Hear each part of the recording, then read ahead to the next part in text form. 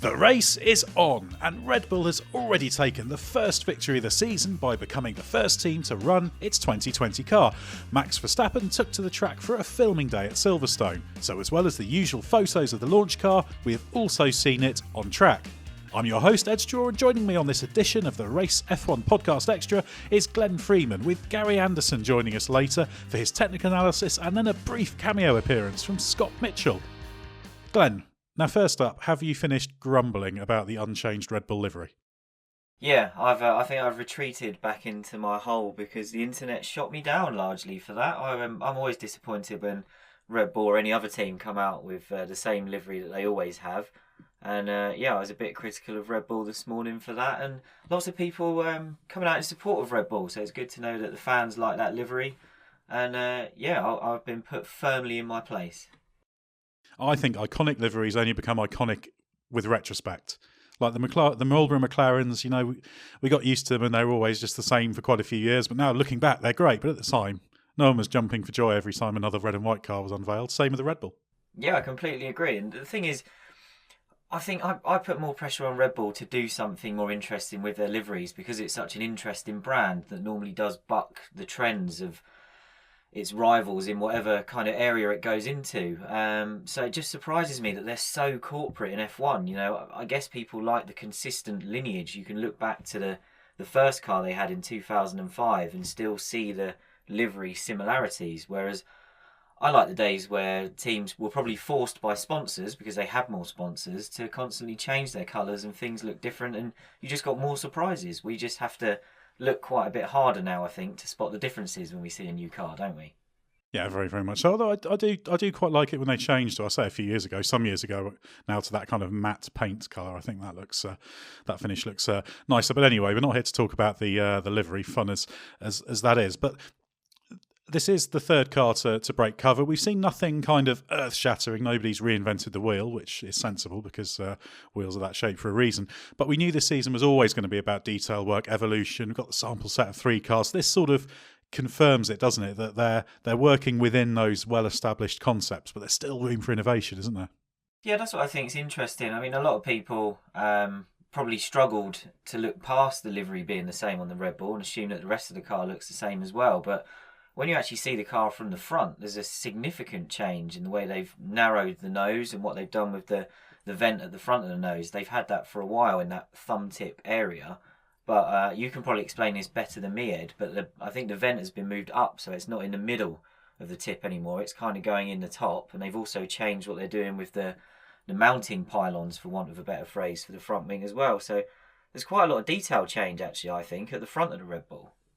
Yeah, very much so, and I'll ask Gary Anderson about that shortly. But the way you've characterised it is basically right. It's a very neat piece of packaging. We have to remember anything they do in the nose that has to pass a crash test. So that's really, really difficult because you don't just have to make it; you have to make it strong enough, and those are very stringent. So that's always a complicated task. And we have seen, you know, there's detail changes all over the car, and we know Red Bull needs to start well. They've said they need to start well. Are you feeling kind of confident that this will be a Red Bull that's not just nabbing the odd win here and there and is going to end the season saying, well, what we have to do next year is build on this and start well? Because they've kind of got into this sort of feedback loop, and the same thing happens, doesn't it? Yeah, it's been really disappointing, actually. You know, when the rules changed in 2017 and it was meant to be much more about aero, we thought, here we go, this is Adrian Newey's chance to put Red Bull back on the map. And they blundered, really, with the 2017 car. It took a while to get that right.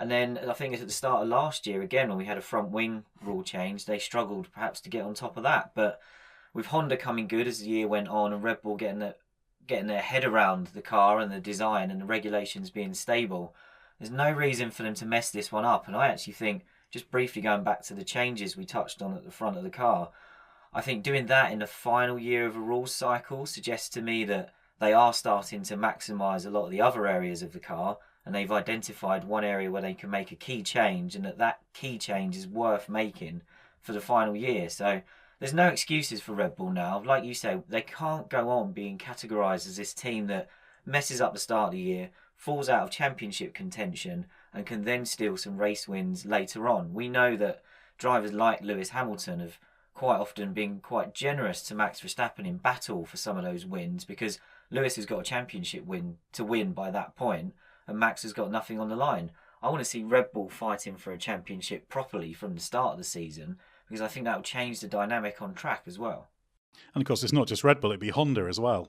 It's amazing when you think about it. We're now talking about in 2020 the chance of Honda winning a championship, which just didn't seem remotely possible when they were struggling with McLaren. It shows how well this whole gambit has gone for Red Bull, getting them in with Toro Rosso for 2018, then taking them into the works team, well, the main team as it were. But also, we should say credit to Honda, because when they parted company with McLaren, they didn't have to continue. They did have to make a decision. Do we go down this Red Bull possibly route with Toro Rosso, or do we just go away? And no one really have minded if they'd walked away. They'd said, well, it's been a mess. You started late, so you're always up against it, etc., etc. But credit to them for coming through and being a race-winning engine manufacturer now. It wasn't so long ago that Honda was kind of the laughing stock, but now very, very credible. And this is the Honda we expected to come in with McLaren in 2015, wasn't it?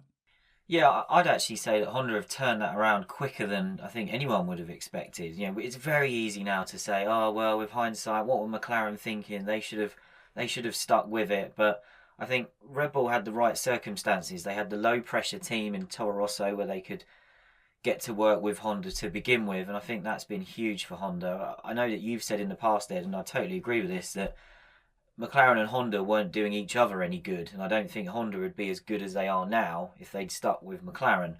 But I still think the rate of improvement through that first season with the Red Bull top team was much faster than I would have expected. And if someone had said to me when they split with McLaren at the end of 2017 that by pre-season 2020, so now, we'd be talking about them potentially fighting for a championship, I still wouldn't have believed that, even though I think we could all have some faith that they'd probably get there eventually.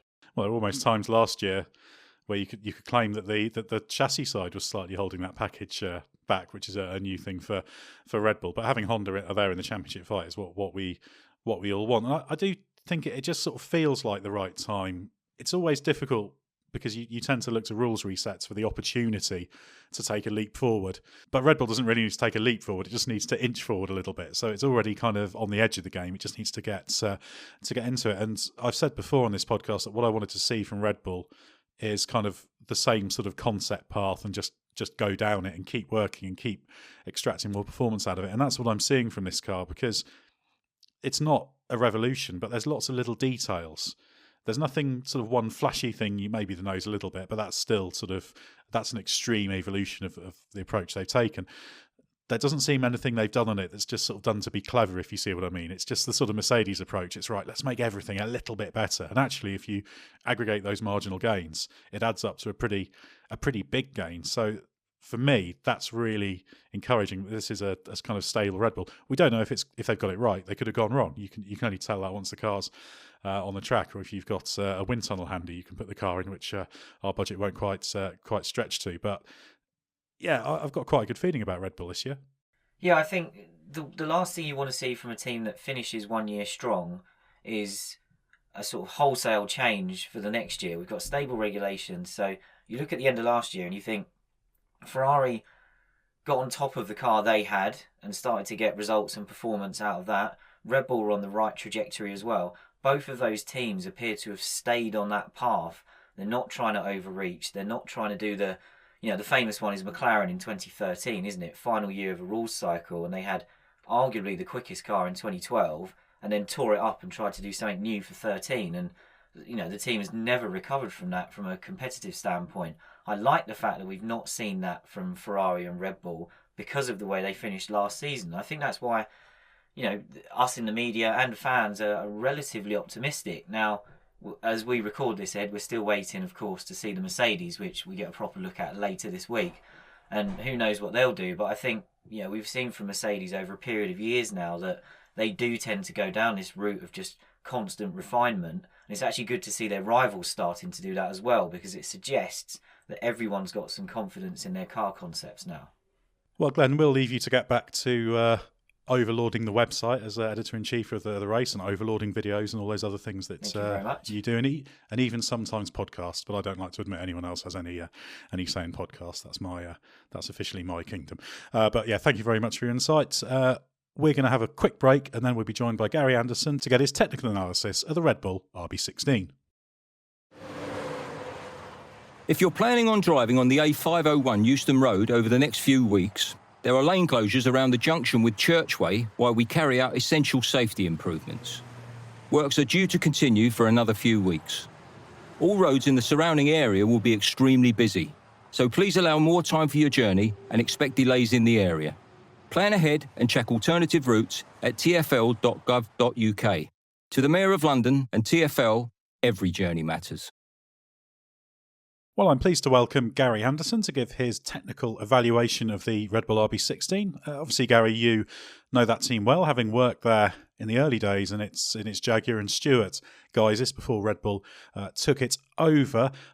Red Bull team boss Christian Horner, he's talked about this change of philosophy, the desire to hit the ground running. The car does seem to pick up where the RB15 left off. So does that mean we should expect Red Bull to have its best start to the season since those years of dominance? I think most people have recognised that Red Bull need to start the season strongly, and Christian Horner has talked about a sort of change in philosophy as far as how they're going to try and attack this year. Last year they lost away a little bit with the front wing changes. They were not getting correlation from the wind tunnel to the track, and that's very easy to do. When you change how the airflow goes around the outside of the car, it means that the wind tunnel characteristics change quite dramatically. So, something simple like the walls of the wind tunnel affecting how that flow reacts can change how the car responds on track. So it took them a while to find their feet as far as that's concerned, but they won't make the same mistake twice. So I think if you look at the new car against last year's car, they're definitely at the moment with version 1, I suppose we might call it, it looks like a bit of a carryover. They've probably opened quite a few doors on the car for future development, areas that last year were sort of locked off, but they haven't really gone in that door yet. So I'm expecting to see quite a bit of development coming as the testing goes by, and especially before, obviously, their first race in Australia.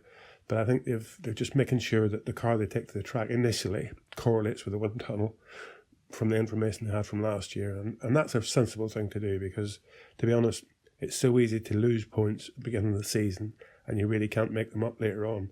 So they need to start scoring big points from race 1, really. This is the first car to run a whole week out from testing. How difficult will it have been to get the car up and running so early? And although you can only do a short amount of running, how valuable is it to get an early start on the basic data and ticking some of those items off the checklist? Red Bull is the first car to run this season. As far as getting out early and doing a little bit of running, is it much help to do 100 kilometres on a filming day? Yes, it is. I mean, the tyres they use are what they call filming tyres. Not really the same compound and stuff as what you're going to use when you get testing or when you go to the first race. But it does mean that you can check all the systems out. You can make sure that everything's working as planned. You'll have lots and lots of extra sensors on the car, temperature, pressure, all that stuff. And that gives you that opportunity to sort of analyse all of them. There's no hurry to do that 100 Ks on your filming day. You can do it all day long if you want.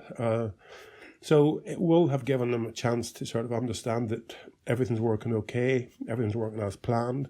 If not, they have a couple of days to look into the situation and rectify it. So yes, it is of value. Is it really of value before you can really put the hammer down whenever testing starts? It just gives you that more confidence when you go to that test that you can start that little bit earlier to really push things a little bit more. So if I could have done it in my time, I would have done it. So yeah, I can see it being an advantage. The nose duct and the nose shape was probably the first thing that caught the attention when the car was revealed. What do you make of it? They've always been into this, having a hole in that part of the nose. Now, what you get there with a sort of rounded nose end is stagnation. The airflow basically doesn't know where to go. It just sort of, some of it goes over the top, some of it goes under the bottom, some of it goes around the sides. But you get a sort of an area where the airflow, as I say, it's just inconsistent, I suppose. And they've always put this duct in there, transferred some of that air through underneath the car. If you can imagine looking at the side of a Formula 1 car currently, the chassis are always as high as the regulations allow, and the nose tip has to be at a certain height from the ground. So there is it's a banana-shaped car. So getting the airflow to come around underneath the car, underneath that nose and into the chassis area in the middle is very difficult. And what you want to do is basically get as much airflow in there as possible, because the front tyres displace a lot of airflow. You want that mass flow to go through inside the front tyres. and then get to the leading edge of the side pod, because that allows the diffuser to do most work on it. The faster that airflow can reach the front of the side pod, the faster it will be going underneath the floor, because the diffuser just sucks on that airflow. So it just increases the speed under the car, the speed of the air under the car by, a percentage. So if you can get the airflow to be at the leading edge of the car, at the leading edge of the side pods, travelling as fast as possible, the diffuser will do a better job on it. And downforce is at the square of the speed. So basically for double the speed, you get 4 times the downforce. So vitally important to keep the airspeed to the maximum possible. And that little duct just helps pull more airflow in between those front tyres. One very visible difference between the Red Bull and the Ferrari and Haas cars we've already seen is the oval shape of the air intake compared to the triangle. Why the different approaches? On the Haas and the Ferrari cars, we saw it as a triangular shape, and that's very, very good for the structure of the rollover bar, which that area is, because you've got a triangle basically on top of the chassis. So it means that you can probably have the lightest possible rollover bar concept. And it doesn't look like the Ferrari engine or the Haas engine, which uses the Ferrari engine, is actually using that area for much cooling. In other words, all the air that was in there, or the majority of the air that's going in there, is going to go to the engine, to the turbo intake. Whereas the Red Bull has got more of an oval-shaped area, and it looks a bit bigger. The area itself looks a bit bigger, so they're probably taking in a little bit more air there to cool maybe the hydraulics, maybe cool the battery package. But the thing that allows also is it's because it's the top of it's at the same height on all the cars. The bottom of it is a little bit higher because of the way they sort of make the oval shape. And that means that area is a little bit further away from the driver's helmet. Max Verstappen's not a small guy, so his helmet's quite close to it. And the airflow coming off the helmet can very easily influence that air intake. So Red Bull have put a bit of effort into the undercut underneath that oval shape. And they've also got a couple of horizontal fins there to help that airflow again. And basically, the more you can manage that airflow from the driver's helmet, and also the spillage that comes out of that intake hole whenever the driver will close the throttle or whenever the airflow can't go through the airbox, it comes around the sides of the engine cover, and that can very easily disturb the rear wing. Whenever you consider that the driver lifts the throttle whenever he hits the brake pedal at the end of a straight, that's the last time you want to affect the rear wing with turbulent airflow. So it's a small detail. Is it much different? It'll be significant. It'll be enough to sort of make sure you don't think about having problems with it. So it's a different approach to Ferrari and Haas. But at the end of the day, it's just small stuff, and all this small stuff, all these hundredths of a second add up. So that's the important thing. But also the fact that it takes away the questions that you ask yourself about something silly happening. And Red Bull obviously believe in their philosophy. We saw Honda making enormous progress last year, and actually you backed them to make that progress. So you called that right, having worked with Honda in the past. This engine package is now in the 4th year of the concept. It was strong in areas last year, not always maybe the best all-rounder, but looking at the car, the side pod and rear ends, a little bit more tightly packaged in areas. We see this partnership maturing, and can we expect another step forward from Honda? Yes, Honda. This is the 2nd year with Honda, and they made big progress last year, and now they've got to consolidate that. The steps will be a lot less than they were last year, but it will be intricate little steps. We heard last year of Verstappen complaining quite a lot about drivability of the engine, so they'll have worked a little bit in that area. But the big thing really will be the relationship.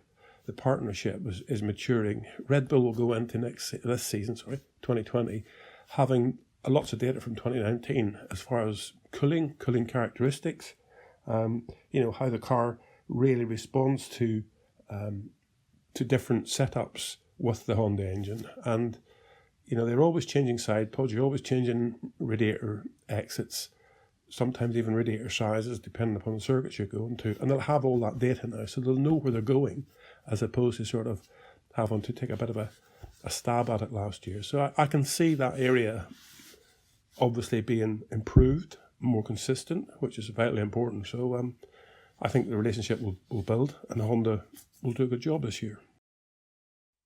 So come on, Gary, final summary. Is this the car that will make Red Bull a genuine championship contender for the first time since 2013? Do I think the Red Bull car will challenge for the championship? they've pulled out a few wins here and there whenever they were sort of unexpected. But the thing they need to do, and we all know this, start the season strongly and be less inconsistent. I think that's the sort of challenge for Red Bull this year. If they can keep scoring points, keep getting podium positions, keep the pressure on Mercedes and hopefully Ferrari, then I think at the end of the day, that pressure changes how all the teams work. So that's got to be the thing they have to do. But if they get left behind at the beginning of the season and they're playing catch-up, then I think it'll make it very difficult. But I think they're starting the best way. They're starting from what I see with the car as a car that they probably understand. They're going to get the correlation between the track and the wind tunnel, and then they know that all those trick bits that they've got sitting on the shelves waiting to go on the car, because they're all bolt-on items, when they put them on, that will correlate to track performance. They don't want to show their dirty washing too early either, so leaving that late to the second test, putting all those new bits on, means the other teams don't see it. So yeah, hopefully it'll be a 3-team challenge for the championship this year.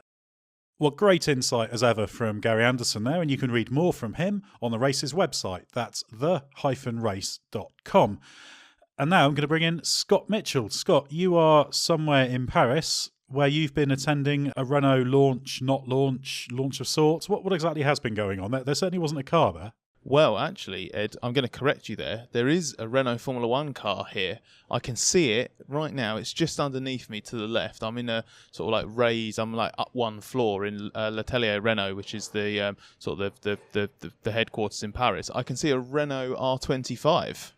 So there is an F1 car here. So that's something. Yeah, exactly. A bit more. There's more of a real F1 car here than there is a 2020 F1 car. So this was a season launch event rather than a car launch. It was indeed a car launch without a car. So yeah, can't be called a car launch. It's a season launch event. So we've been speaking to Cyril Abiteboul. We've been speaking to the technical team at Renault, including new technical director Pat Fry. We've spoken to both drivers, Daniel Ricciardo and Esteban Ocon, and we've also spoken to Alain Prost as well. So it has been a very, very productive launch, even though there was no car here on display. We did see a few renders though as well, a little bit of a glimpse of the car in an interim livery. So could you glean anything from those magnificent images, or is it very much, yes, there'll be a car with a driver sat in the middle of it? It will be a car with a driver sat in the middle of it. I'm pretty sure it will have 4 wheels as well, but we couldn't quite see them in the pictures. To be honest, my big thing from today is less about what we saw in the images, which I know is a bit weird for a car launch because, again, not a car launch, but it's a weird thing for, say, from a launch event because you're normally just keen to see the car itself. But the big thing that I've taken away is sort of the input and the insights that we've gleaned from the likes of Cyril and others. So, for example, we talk about this slightly weird event where we've got a launch without a car. But the reason they've done that, they say, is a conscious decision. It's not because they're behind schedule or anything like that. But basically, they feel that any car that gets launched or revealed now in advance of testing isn't the real thing. It's a fake car. It's a show car, or it's been dressed up to make it look like it's the 2020 car, but it's really last year's with this year's paint job on it or something like that. So it was almost. I'm going to take Cyril at his word and say this is just Renault wanting to be honest, basically, not wanting to lie to us. And there's been plenty of other substance here with them talking through sort of what they've worked on with the car, how they've updated the engine, that sort of thing, for me to feel that this was a worthwhile event, even though it wasn't one that actually contained a real car. And I guess for Renault, there must have been a bit of a sense of pressure and expectation because we saw, since it revived its works team, 16, 17, 18, always improving one season after the other, got up to 4th in the championship. And then, of course, last year, they wanted to finish a better 4th. They didn't even manage 4th. They finished 5th.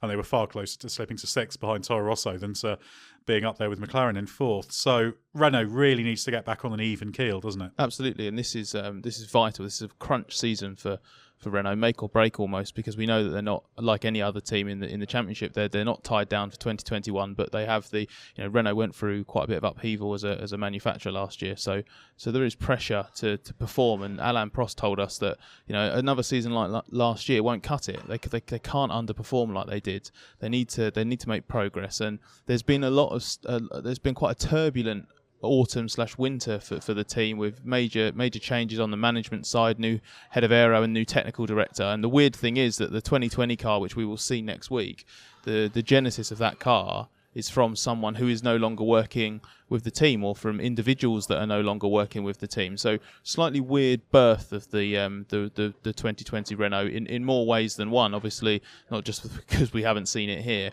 but a lot of pressure on Renault to perform. It'd be interesting to see if the efforts that they're making will actually come off in that regard. Well, I'm not expecting any real changes on the engine side. It's going to be a big push for reliability there, but apparently there is quite a bit of a change on the surface. So let's see exactly what they've come up with, and if they've been able to come up with a strong or aggressive aero platform.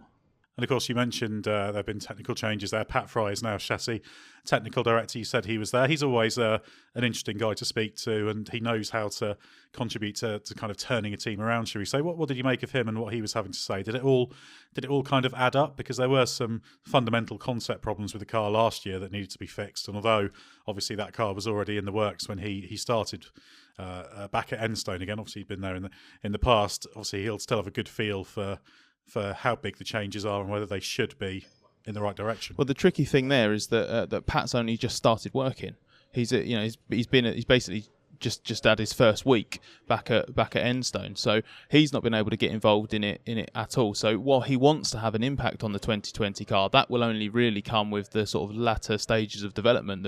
The big impact that he'll have is on 2021, and he'll be making sure that they've got the right structure in place, and that the changes that they've made then lead to better decisions further down the line. Because 2021, if Renault does stay in F1, is a huge opportunity, and exactly what they need in order to make that gap between them and the big three smaller. Or I don't think they're going to eradicate it at all, but they certainly need to make a big step next year. So yeah, I mean, Pat's obviously very enthusiastic. He's really, really happy to be back at Renault. It seems he worked there back when in one of the original Enstone forms. What must have been 25 years ago now, Ed. So I think he's it's a homecoming of sorts for him. He's super excited to get going. I think he likes what he sees so far.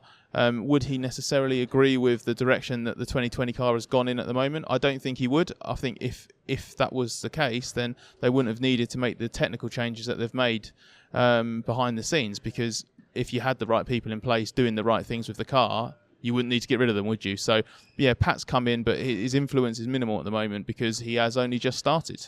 Well, before we let you get on, because things are being tidied away there and you're going to get swept up in a moment, are you feeling more positive or less positive, or about the same about Renault's prospects, having heard what they've all got to say at this not launch event? It's pretty neutral, really, from my point of view, because there's not been a car for me to look at or judge. Or overreact to, as maybe Cyril would think. That's why they didn't launch it, because they're sick and tired of people basically looking at renders and deciding that's the final car. My personal view there is that if you launch a car and say it's your 2020 car or 2019 car, then people will judge it as what you've called it. But that's a bit of an aside. They're saying the right things. There's decent positivity. They seem to be addressing the right areas. But until we see the real car, and we see the real car on track, and we see the real car on track in a racing situation, we're not going to know emphatically whether they've made the progress that they need to. Well, we'll let you get on, Scott. Thanks for your brief appearance. We'll let you head for the train to make your way back from the Renault launch. And we'll be hearing from you on some of these future launch podcasts. Well, that's all we've got from F1 launch season today. We will be back tomorrow. We have the Mclaren launch going on tomorrow in Woking, which I will be going to. Lots of anticipation about that car. Do head to therace.com. That's the-race.com, and check out our social media accounts, which are at We Are The Race. We're back tomorrow with more from F1's new car season.